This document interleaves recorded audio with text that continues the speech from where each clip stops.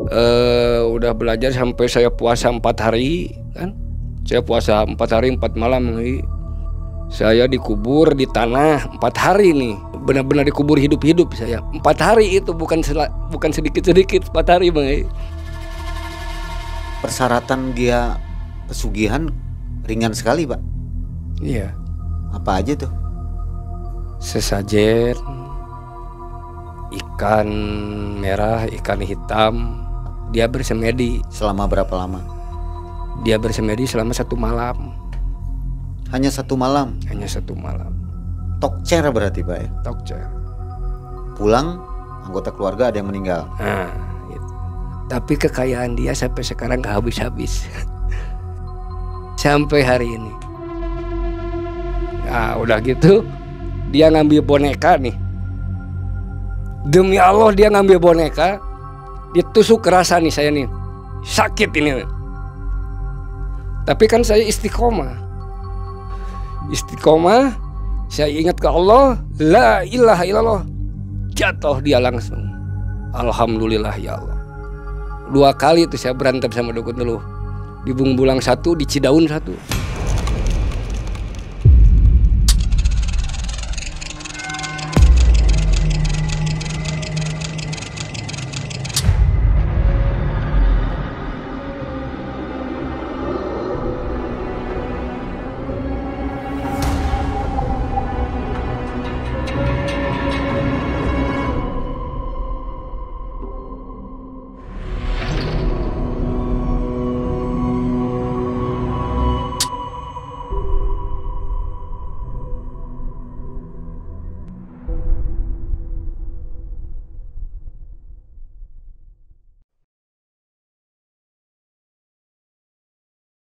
Assalamualaikum warahmatullahi wabarakatuh. Selamat malam Sobat Malam Mencekam. Apa kabar Anda hari ini? Seperti biasanya, Mang Ei dan tim mengunjungi Anda untuk mengantarkan kisah-kisah nyata dari narasumber. Dan malam hari ini sudah hadir di depan kita, namanya Kang Ganjar. Kang Ganjar akan berkisah tentang pengalaman hidupnya dimulai tahun 2004 ketika beliau yang tadinya beragama non-muslim, pindah muslim, kemudian menuntut spiritual sehingga bisa mengobati orang sampai dengan berkelahi dengan dukun santet ya. Baik, sebelum kita mulai, saya ucapkan semoga sobat semua dalam keadaan sehat walafiat dan selalu diberi rezeki yang melimpah oleh Allah Subhanahu wa taala. Kang Ganjar, apa kabar nih? Baik. Baik. Sehat ya? Sehat. Usia berapa sekarang nih? 43. 43. Udah punya putra banyak? Udah. Berapa nih putranya? 3. 3 ya? Iya. Oh, udah gede-gede pasti ya? Iya. Kang Ganjar profesinya apa nih? Supir angkot. Sekarang masih? Masih. Jurusan apa? Cicadas Cibiru. Waduh, luar biasa ya. Kan sekarang ini banyak ojol, jadi pendapatan gimana? Pendapatan sehari 100.000. Wah, masih bagus ya, bersih itu? Bersih. Sudah makan? Udah makan, udah kopi lah. Udah kopi ya, jadi bawa ke rumah 100.000. 100.000. Alhamdulillah, masih cukup lah ya untuk Iya. di rumah. Kang Ganjar, sebelum kita lanjut, ini ada promosi sedikit dari Malam Mencekam. Iya. Kita mengeluarkan kaos, t-shirt seperti yang di belakang ini. Ada 11 desain nih. Jadi ada 11, ini salah satunya. Menurut Kang Ganjar gimana kualitasnya? Kualitasnya kainnya halus, keren, bagus. Bagus ya? Iya. Cocok lah ya kalau dipakai ya. Cocok kalau dipakai. Pakai sambil nyupir Sambil angkot nyetir, enak ya. Baik. Nah, sobat juga yang ingin memiliki kaos ini silahkan menghubungi admin atau ke Tokopedia. Harganya tertera di sini ya. Dan saatnya kita ngobrol dengan Kang Ganjar untuk mengetahui kisahnya di tahun 2004. Jangan skip, kita tonton sampai habis. Silakan Kang Ganjar.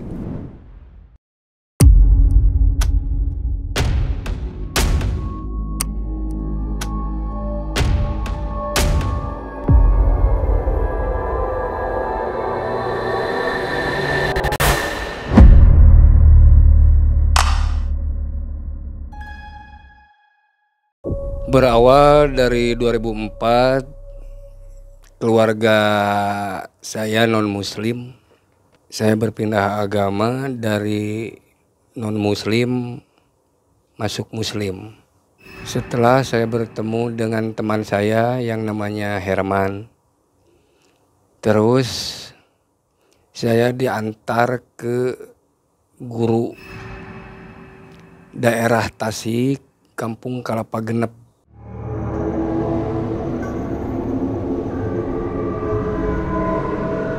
Lebih detailnya, saya kan sempat mimpi dulu kedatangan kakek dari mama.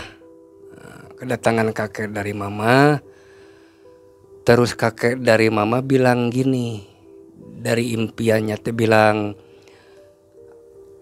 Ganjar, agama anu dipikarido ku Allah Islam. Kalau Arab mah inna dina indallahil Islam.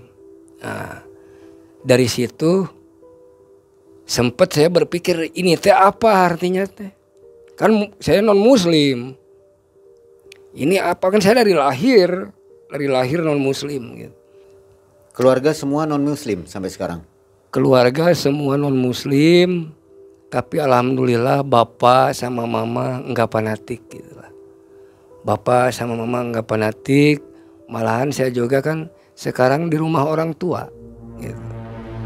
Di rumah orang tua sama istri, sama anak saya sholat biasa, ibu saya ke gereja biasa gitu. Jadi masing-masing lah gitu.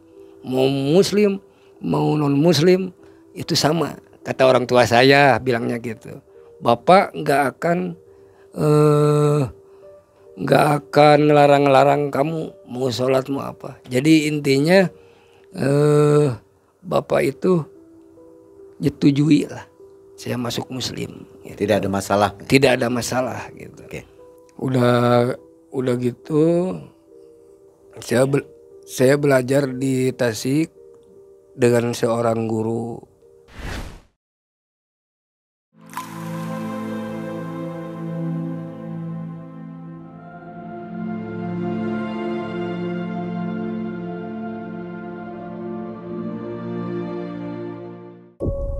Akhirnya dari situ saya bisa belajar ngaji, bisa belajar sholat, bisa belajar baca Quran. Udah gitu saya langsung disuruh sama guru saya pergi ke puncak gunung. Saya disuruh ke puncak gunung ngambil salah satu barang pusaka gitu. Nah, singkat cerita, saya melakukan perjalanan melalui pintu pertama. Pas saya masuk pintu pertama itu hujan besar, namanya Gunung Raja itu namanya. Besar banget hujannya. Badan saya basah kuyup, semuanya basah. Tapi saya ingat omongan guru saya. Guru saya pernah ngomong, kalau ada apa-apa di perjalanan, jangan lupa kalimat tauhid kamu bacain. Akhirnya kalimat tauhid saya bacain, dengan seketika hujan reda gitu. Alhamdulillah ya Allah, rintangan pertama udah saya hadapi dengan lancar. Walaupun badan basah semuanya. Akhirnya saya berjalan lagi menghadap pintu kedua. Di pintu kedua tiba-tiba saya dikagetkan dengan sesosok monyet besar, tinggi besar. Mata merah, kepalanya bertanduk. Bertanduk mengai kepalanya. Sampai saya merinding sama si monyet itu, berkelahi saya sama monyet itu. Saya berkelahi, saya ditendang, udah ditendang adalah 50 meter saya jatuh ke bawah. Saya jalan lagi ke pintu kedua.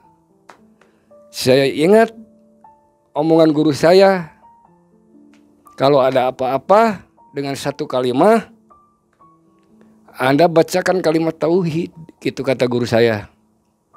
Lalu saya bacakan kalimah tauhid. Tiba-tiba si monyet itu hilang. Ya. Dengan seketika, alhamdulillah, pintu kedua saya hadapi dengan lancar. Nah, terus saya berjalan lagi melalui pintu ketiga.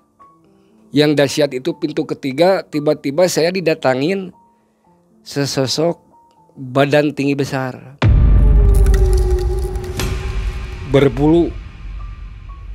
Kalau nggak adalah setingginya setinggi pohon kelapa, Mai. Udah gitu, saya berantem juga sama si makhluk tinggi besar itu, Mai. Berantem lagi, akhirnya saya jatuh lagi. Sosoknya, wajahnya itu, matanya itu, sekelilingnya mata itu semuanya. Ini nih sekelilingnya si makhluk itu sekelilingnya mata. Jadi hidungnya ada, mulutnya ada, cuman sekelilingnya mata semua gitu. Nah, sampai merinding nih ya, sampai merinding saya nih. Saya ingat omongan guru saya. Kalau ada apa-apa kalimat tauhid bacain. Akhirnya roboh tuh yang tinggi besar itu kalah. Udah gitu, singkat cerita saya berjalan lagi ke salah satu makam lah. Makam Ki Ageng Raja Wijaya Kusuma. Udah gitu saya zikir, saya wirid ya. Wirid ya. Adalah sekitar 1 jam.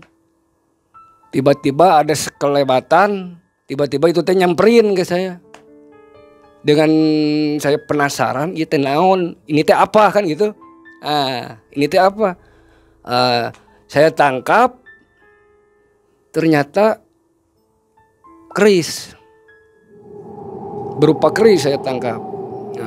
Kerisnya panjang lah, segini panjang. Saya tangkap, tapi di tangan saya itu terasa panas. Panas kerisnya. Terasa panas sampai badan saya gemeter. Mengai. Sampai badan saya gemeter.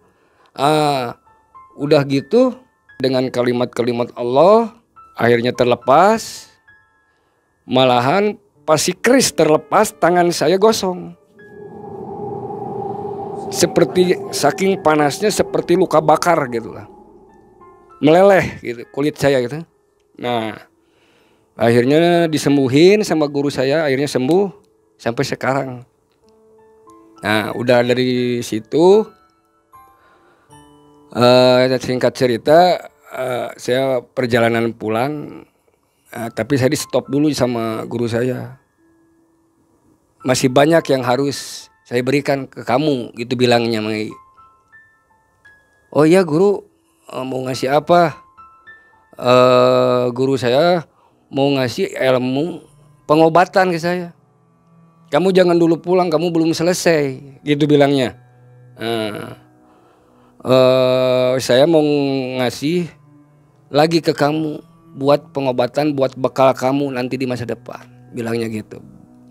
Akhirnya saya belajar ilmu pengobatan, ilmu kebatinan, belajar. Udah belajar sampai saya puasa 4 hari kan. Saya puasa 4 hari 4 malam. 4 hari 4 malam saya dikubur di tanah 4 hari nih. Ditanam saya 4 hari di tanah, ditanam 4 hari. Enggak, semuanya saya cuman dari tanah, dari bawah ada lubang pernapasan lah. Benar-benar dikubur hidup-hidup saya. 4 hari itu bukan sedikit-sedikit, 4 hari, Bang. Posisinya saya duduk posisinya dikubur. 4 hari. Udah beres dikubur, langsung saya dikasih amalan-amalan sama guru saya. Kata guru saya bilang gini, sekarang silakan kamu pulang, karena semua yang kamu pengenkan udah tercapai. Terima kasih guru. Akhirnya saya pulang. badan lemes, capek, nggak makan 4 hari. Tapi alhamdulillahnya saya dapat barang pusaka. Syariatnya barang pusaka, hakikatnya Allah Subhanahu wa Ta'ala. Kalau dikubur saya itu dapat batu. Jadi ada 2 barang pusaka, ada batu wulung, sama keris Ki Ageng Raja Wijaya Kusuma. Udah gitu, itu khasiatnya edun lah, khasiatnya untuk pengobatan itu.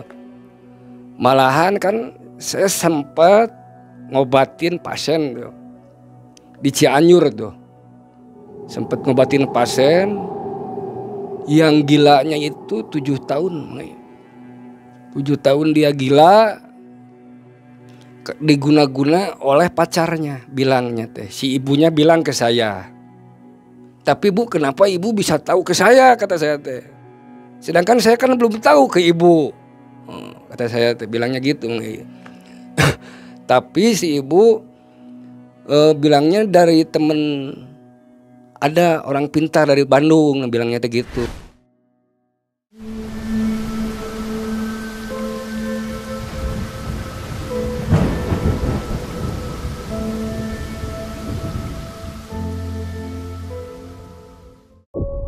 Makanya saya datang ke Bapak, minta tolonglah, tolong sembuhin anak saya, gitu bilangnya teh.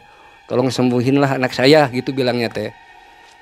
Bu, kalau saya nggak bisa nyembuhin, saya cuma syariat Bu, yang nyembuhin hanya Allah, gitu. Gitu bilangnya saya kan. Oh iya Pak, tolong aja Pak. Kalau anak saya sembuh, saya nggak akan lupalah kebaikan Bapak, gitu bilangnya gitu. Singkat cerita, saya obatin, saya tarung dulu, berantem dulu sama goib yang ada di tubuh si perempuan itu. Sampai di depan mata saya, dia telanjang, saking gilanya kan. Akhirnya saya ingat guru saya, itu si batu wulung itu masukin ke air, bacakan kalimat tauhid, yakin kepada Allah, pasti setan hancur gitu. Saya bacain kalimat tauhid, saya masukin batunya, saya kasih minum ke orang itu, ke pasien saya kasih minum, tapi nggak diminum semua, sisanya itu dimandiin. Alhamdulillah atas izin Allah, ridho Allah, orang tersebut sembuh. Saya pulang, si pasien saya sembuh, saya pamit ke ibunya, Ibu saya pulang dulu, atas izin Allah, ridho Allah, semoga anak Ibu sembuh, nggak ada apa-apa.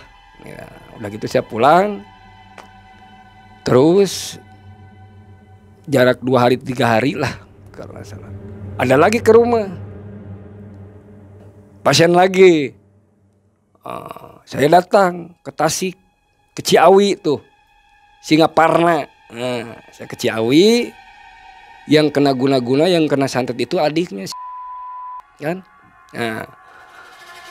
Singkat cerita, saya datang ke rumahnya, itu perutnya besar, terus saya ingat guru saya masukin tuh keris. Saya bawa keris kan, saya masukin keris ke dalam botol dengan kalimat tauhid, saya bacain, terus saya minumin, dia muntah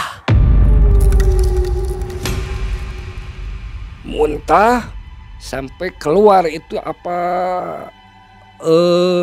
bulu-bulu kecil tuh, yang di bambu itu kan suka ada bulu-bulu kecil gitu, yang hitam-hitam itu kan gatal kan yang itu keluar campur darah. Akhirnya si perutnya biasa lagi, kempes lagi, perutnya kempes lagi. Alhamdulillah ya Allah, berarti doa saya dijabah sama Allah. Dari situ saya pamit ke keluarganya, Saya pamit pulang. Semoga keluarga ibu ada dalam lindungan Allah Subhanahu wa Ta'ala. Semoga anak ibu sehat selalu. Singkat cerita, dia mau ngasih uang nih ceritanya. Saya tolak. Saya bukan kesini bukan mau minta uang, tapi saya ikhlas ridho lillahi ta'ala karena Allah. Nah udah gitu saya pulang. Singkat cerita 2 minggu ke depan lah, ada lagi ke rumah. Nggak ada yang ngasih tahu, pada tahu dari mana saya ini deh. Tahu rumah saya dari mana? Kan gitu kata saya teh. Ternyata rumahnya itu di Banjaran. Namanya yang datang ke rumah saya. Gitu. Nah, si pasien yang diobatin sama saya itu ibunya. Dia sempat cerita dulu kan, kronologisnya masalah inilah, masalah warisan. Jadi diguna-guna sama saudaranya. Singkat cerita, saya ingat omongan guru saya kasih air, si ibunya akhirnya sembuh. Ibunya sakitnya itu perutnya sama besar. Setiap malam Selasa sama malam Jumat suka kesurupan. Nah dari situ saya pulang. Terus saya sempat berhenti ngobatin orang, berhenti dulu. Susah tidur, zikir terus, wirid terus kan. Alhamdulillah dari perjalanan hidup saya, dari non muslim sampai saya masuk muslim, sampai saya bisa ngobatin orang, sampai perjalanan hidup saya kalau ingat di situ sedih. Dulu saya orang nakal saya dulu, gitu. Orang nakal, orang gak bener. Mungkin hati saya terketuk. Itu indahnya Islam. Nah, tapi saya bersyukur, alhamdulillah, dari non muslim masuk muslim sampai bisa ngobatin orang, sampai saya berantem sama dukun teluh. Saya nggak takut karena saya punya Allah. Yang maha gagah, yang maha sakti hanya Allah. Dukun teluh nggak ada apa-apanya. Begitu saya lewat dukun teluh. Pernah saya bertarung. Kalau nggak salah itu di Bungbulang. Saya berantem sama dukun teluh sampai dia ngadu ilmu sama saya gitu.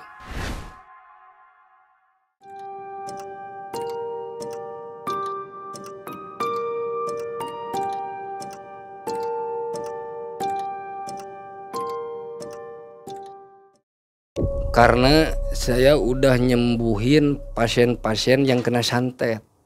Makanya saya ditantang gitu. Punya apa kamu kan gitu? Punya apa kamu?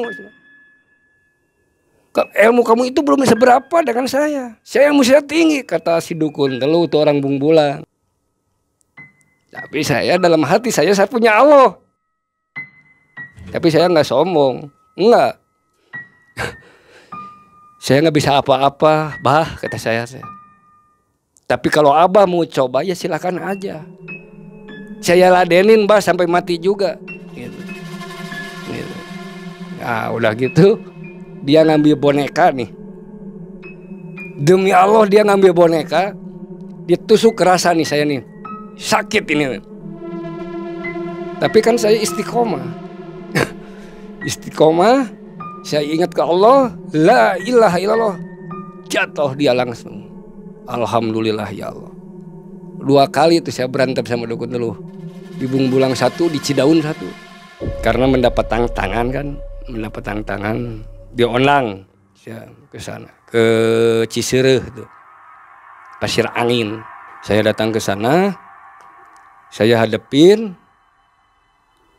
Dia bilang gini. Sambil marah-marah ke saya. Kamu punya apa? Kamu anak kecil. Kamu anak kemarin sore. Gak akan kuat kamu lawan saya. Saya udah melanglang buana. Gitu bilangnya. Kata saya bilang gini. Saya gak takut. Meskipun kamu melanglang buana saya gak takut. Mau berapa orang juga saya nggak akan lari. Malah dia dibantu sama muridnya kan, si yang orang Cidaun itu. Saya sempat terpental dulu sampai 2 meter saya jatuh kan, di gini nih, bak saya jatuh langsung. Cuman dalam hati saya ingat omongan guru saya dulu, kalau ada apa-apa kalimat tauhid. Tapi dengan satu syarat, sholatnya sama sholawatnya harus rajin gitu kan. Udah gitu, la ilaha illallah. Akhirnya yang 4 orang itu gurunya sama muridnya tepar semuanya. Dia sempat minta ampun dia, ampun, gitu. Ampun bah, jangan bilang abah, saya masih muda kata saya, akang weh gitu bilangnya. Ampun bah, guru abah di mana? Guru abah di mana? Bilangnya gitu. Saya pengen berguru, saya nggak punya guru, guru saya Allah. Akhirnya dia tobat, berhenti nyantet orang. Sampai sekarang dia berhenti. Kalau saya pulang kampung, kan istri saya orang sana. Kalau saya pulang kampung, kalau saya ketemu sama dia pasti, wah, orang Cidaun tuh. Kemudian saya pulang dari ini kan udah beres ngobatin dari Cidaun. Saya pulang. Nah, singkat cerita, saya pernah nganter orang pesugihan, pernah. Dia terbelit utang ini itulah gitu, faktor ekonomi lah. Intinya dia pengen kaya, tapi melalui jalan pintas gitu.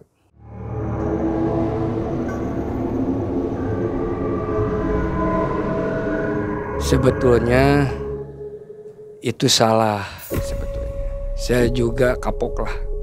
Saya nggak mau lagi, demi Allah saya nggak mau nganter lagi gitu. Sampai ada korban kan dari pihak keluarganya kan gitu. Tapi kekayaan dia langsung gitu, dikasih gitu. Ya dari awal saya langsung nyemperin kuncen Gunung Padang yang di Ciwidey itu. Kata kuncen Gunung Padang yang di Ciwidey itu, dia bilang harus pergi ke Batu Ngampar bilangnya. Di situ ada semacam pulasara lah, macam makam kecil gitu, macam Ibu Pertiwi lah. Udah gitu dia dikasih tahu sesajen-sesajennya kan itu, seperti ikan mas kan, ikan mas 2, ada yang hitam, ada yang merah. Nah, ikan masnya. Terus dia ditanya sama kuncannya, apakah kamu udah benar-benar nggak nyesel? Nah, gitu. Apakah udah bulat kamu pengen pesugihan? Gitu, bilangnya. Kata kuncannya, saya mah cuma nganter aja kan. Udah gitu, ya saya bulat. Risiko apapun saya hadepin, gitu bilangnya teh. Kata si kuncannya teh bilang gini, kamu pilih salah satu ikan, pilih, tapi ikannya kamu sembelih, terus darahnya kamu tetesin tuh di pulasara itu. Nah udah gitu, dia langsung dapat bisikan lah, si kuncernya teh dapat bisikan. Sekarang udah beres, kamu pulang, barang udah ada di rumah, kamu. Nah, jam 3 subuh dia pulang ke Cililin. Akhirnya ada korban keluarganya. Saya nggak mau sebutin lah, tapi kekayaan dia sampai sekarang gak habis-habis. Sampai hari ini saya dosa besar udah nganter. Persyaratan dia pesugihan ringan sekali, Pak. Iya. Apa aja tuh? Sesajen, ikan merah, ikan hitam, terus saya lihat kemenyan, dupa, segala macam ada lah. Terus dia bersemedi atau apa, Pak? Dia bersemedi. Selama berapa lama? Dia bersemedi selama 1 malam. Hanya 1 malam? Hanya 1 malam. Tokcer berarti Pak ya? Tokcer. Pulang anggota keluarga ada yang meninggal. Nah, itu. Jadi dia itu tumbalnya setiap tahun atau gimana Pak? Cuman itu sekali udah. Satu kali saja. Satu kali. Kekayaan terus. Terus sampai dia meninggal. Kalau udah dia meninggal mah ya habis lagi. Gitu. Kekayaannya. Mungkin dia meninggal juga akan kembalinya ke alam lain Pak ya? Ke alam lain. Jadi nggak diterima sama Allah. Gitu. Itu kejadian tahun? Itu kejadian tahun 2019. 2019. Jadi begitu pulang dia langsung kehidupannya berubah ya Pak? Berubah. Selama mengobati orang, orangnya sembuh semua atau ada yang nggak sembuh Pak? 75% sembuh semua. Atas izin Allah. Atas izin Allah. Jadi saya makan cuman pelantara lah. Gitu. Cuman pelantara 75% yang orang Tasik, yang orang Banjaran sama orang Cidaun sembuh. Sama orang Cianjur sembuh. Ada orang Ujung Berung sempat minta tolongan, perempuan namanya Santi. Dia minta tolong karena dia suka diperolok-olok lah oleh temennya kan gitu, oleh teman laki-lakinya lah gitu. Di kerjaan kan dia kerjanya di pabrik kan. Akhirnya saya isi lah badan dengan saya amparin sejadah kan, sejadah, terus bantal. Cara-cara pengisian buat badan kan pakai bantal, di bawahnya pakai surat Yasin, tapi dengan satu syarat, kaki jangan nempel ke tanah, begitu. Dengan satu syarat, kaki jangan nempel ke tanah. Kalau kaki nempel ke tanah saya nggak tanggung jawab, begitu. Resiko saya nggak ambil resiko, gitu. Udah gitu sejadah 2, bantal sama Yasin saya ambil semurai. Itu cara pengisian buat kekebalan kan gitu. Udah gitu saya pukul tangannya kiri kanan, terus perut saya pukul, terus kaki, terus kepala. Akhirnya kebal badannya.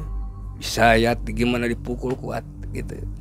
Sampai sekarang, sampai dia udah punya suami, terus dia minta dibuang lagi. Pernah dia lakukan, dipraktekkan di kejadian apa gitu? Oh ya, sempat dia praktek waktu dia pulang kerja malam-malam, bilangnya ke saya. Dia pulang kerja malam-malam, terus dia dicegat sama cowok-cowok yang di pinggir jalan yang suka minum gitu kan. Akhirnya dia bisa hadapi gitu, si cowok-cowok itu dengan selamat gitu. Jadi tujuannya gitu, buat jaga diri bilangnya gitu. Akhirnya minta dicabut ya? Akhirnya dia udah nikah, si suaminya ngomong minta dicabut lagi. Akhirnya dia bersih lagi, nggak kebal lagi gitu. Ada rencana untuk ini Kang Ganjar kembali mengobati, menolong orang? Insya Allah atas izin Allah, ridho Allah, saya mau tapakur lagi, saya mau tirakat lagi, saya mau bersihin diri saya dulu, saya mau puasa lagi, saya pengen ngobatin lagi gitu. Ngobatin orang karena banyak yang membutuhkan gitu. Belum tahu waktunya kapan Pak? Cuman belum tahu waktunya kapan gitu. Nah Kang Ganjar waktu berguru itu berapa lama berguru mencari ilmu spiritual? Berguru mencari ilmu spiritual itu saya paling lama itu 1 tahun. 1 tahun. Di daerah mana? Itu di Bungbulang, di Garut, pernah di Tasik, di Cikatomas, Kampung Kelapa Genep, daerah Gunung Raja pernah. Saya itu ada guru saya Kiai Haji Muhammad Sodikin, itu guru saya. Terus saya berguru di Cidaun, saya berguru di Sancang 4 yang arah ke Pantai Karanggajah. Nah, Di situ ada kuncennya. Di situ ada guru saya. Sempat belajar. Terus terakhir belajar ilmu spiritual saya di Jati 7 Cirebon, Jati Barang. Ya, terakhir di situ. Baik. Nah, sobat, itulah kisah dari Kang Ganjar di tahun 2004. Kang Ganjar saat ini sedang istirahat dulu dalam melakukan pertolongan pengobatan kepada yang membutuhkan karena merasa bersalah dengan kisah yang tadi, mengantar orang pesugihan, akhirnya merasa berdosa dan ingin membersihkan dirinya kembali. Insya Allah Kang Ganjar akan memulai kembali untuk membantu orang yang membutuhkan dalam hal pengobatannya. Iya. Sobat MM, ambil cerita, kisah yang baiknya, ambil positifnya dari Kang Ganjar ini untuk kehidupan kita. Jadi jangan salah langkah ya. Iya. Kang Ganjar, terima kasih atas kisah hidupnya. Terima kasih sama-sama. Saya Mang Ei dan Kang Ganjar undur diri. Assalamualaikum warahmatullahi wabarakatuh.